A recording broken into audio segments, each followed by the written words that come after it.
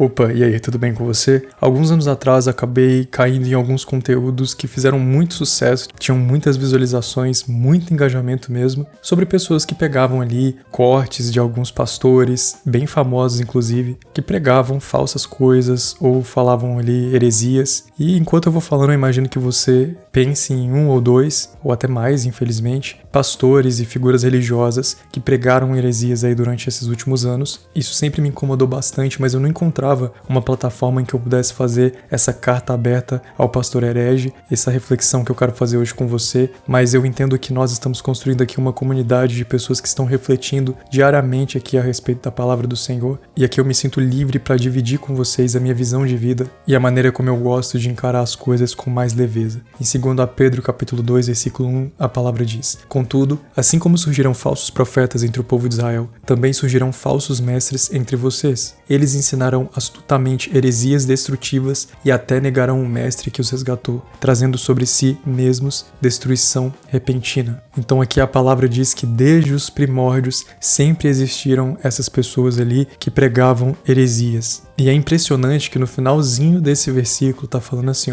trazendo sobre si mesmos destruição repentina. Então a justiça de Deus já está sendo aplicada para essas pessoas que estão cometendo esses pecados. Em Tito, capítulo 3, versículo 10 diz: Se alguém tem causado divisões entre vocês, advirta-o uma primeira e uma segunda vez. Depois disso, não se relacione mais com ele. Ou seja, o que nós precisamos fazer quando nós estamos ali em uma comunidade onde o líder religioso ali prega heresias, usa a palavra de forma distorcida para poder manipular as pessoas, você precisa advertir de alguma forma, e se aquilo ali não funcionar, saia desse lugar, procure um lugar onde a palavra seja o centro de todas as coisas. Porém, essa carta aberta que eu gostaria de fazer vai muito além. Acredito que é claro para todo mundo que heresia e falso ensinamento é errado e que isso tem que ser repreendido nas igrejas. O que eu gostaria de refletir hoje com vocês é a forma que nós temos lidado com todas essas coisas e como a igreja tem parado de se posicionar em amor. Em Tiago capítulo 4, versículo 11 diz: Irmãos, não falem mal uns dos outros. Se criticam e julgam uns aos outros, criticam e julgam a lei. Cabe-lhes, porém, praticar a lei e não julgá-la. Efésios capítulo 4, versículo 29: Evitem o linguajar sujo e insultante, que todas as suas palavras sejam boas e úteis, a fim de dar ânimo àqueles que as ouvirem. Você se lembra daquele menino que pregava algumas coisas meio aleatórias? Ele tinha aquele jeito, meio expansivo, viralizou bastante nas redes sociais. Um pequeno pregador aí, um pequeno pastor. Muitas pessoas se sentiram na liberdade de falar muitas coisas ruins a respeito dessa criança, desse jovem. E de certo modo parece até certo quando alguém se levanta no meio do povo, fala muitas heresias, só que essa não é a orientação de Deus. A orientação de Deus é: se aquele lugar ali não é um lugar que está praticando a verdade, não está seguindo a Bíblia, se retire desse lugar. Advirta o seu irmão para que ele possa voltar. Em Gálatas capítulo 6, versículo 1, irmãos, se alguém for vencido por algum pecado, vocês que são guiados pelo Espírito devem com mansidão ajudá-lo a voltar ao caminho certo, e cada um cuide para não ser tentado. Infelizmente,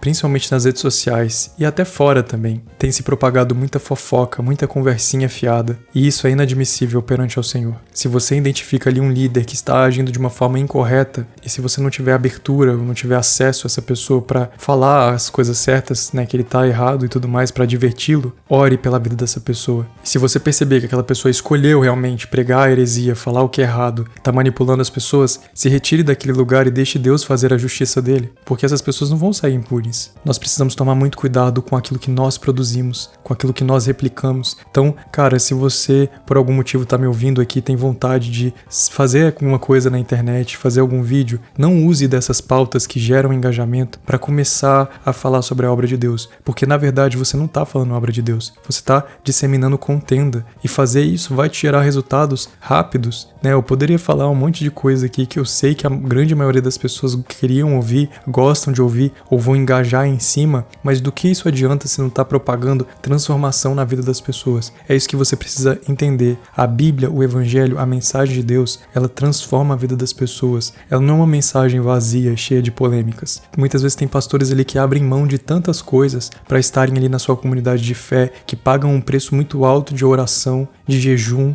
pelas suas igrejas, pela sua nação e estão, sabe, definhando, porque essas pessoas são seres humanos. Você acha que não? Você acha que elas não são atacadas espiritualmente e até moralmente mesmo? Ser um pastor hoje no Brasil, por mais que seja fácil, se você for uma pessoa séria e honesta, você vai ser muito atacado, porque o seu caráter a todo momento está sendo colocado em prova. A grande maioria das pessoas não confia mais nos pastores, infelizmente, porque muitos se dizem pastores e são charlatões. Sim, mas tem muitos pastores sérios hoje. Em 1 Tessalonicenses, capítulo 5, versículo 12 ao 13, diz: Irmãos, honrem seus líderes na obra do Senhor. Eles trabalham arduamente entre vocês, eles dão orientações. Então a reflexão aqui hoje, a carta aberta, não é especificamente para um pastor que é herege. É claro, se algum pastor que já falou alguma heresia, alguma coisa errada, fez algum falso ensinamento propositalmente estiver me ouvindo hoje, que você se arrependa, meu irmão, e busque na verdade do Senhor propagar a verdade. Saiba que o caminho da mentira não vale a pena, e manipular as pessoas com uma falsa ministração só vai arrastar você e muitos ao inferno.